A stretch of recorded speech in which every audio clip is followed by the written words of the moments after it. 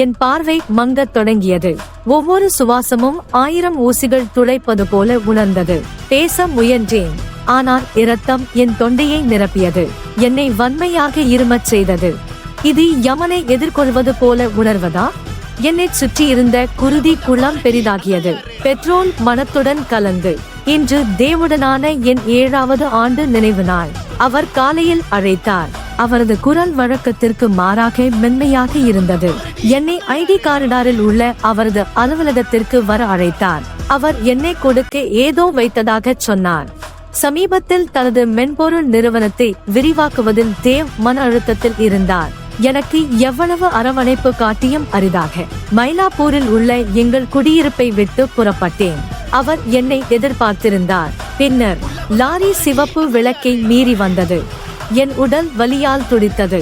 நான் கடைந்த ஆட்டோ ரிக்ஷாவில் சிக்குண்டிருந்தேன். காலை சூரியன் கொடூரமாக அடிக்க சென்னை வெப்பம் அனைத்தையும் மோசமாக செய்தது. அது மிகவும் வலித்தது. ஆனால் இந்த விதியை நான் ஏற்க முடியவில்லை.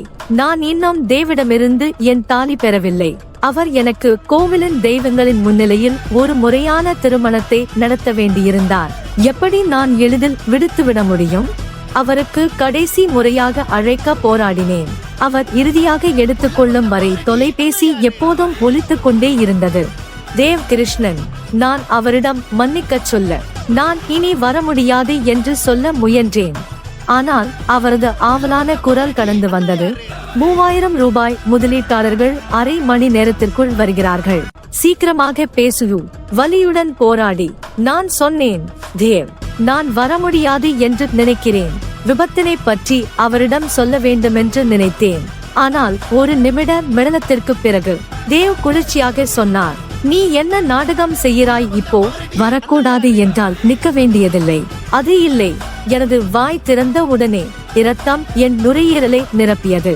நான் போராடினேன். வருந்தி அழுதேன்.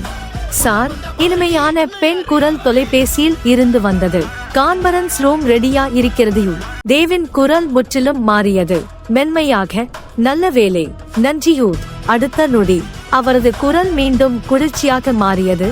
லட்சுமி வெங்கடேஷ், உனக்கு வரவேண்டாம் என்றால் நிறைய பசங்களும் வருவார்கள்.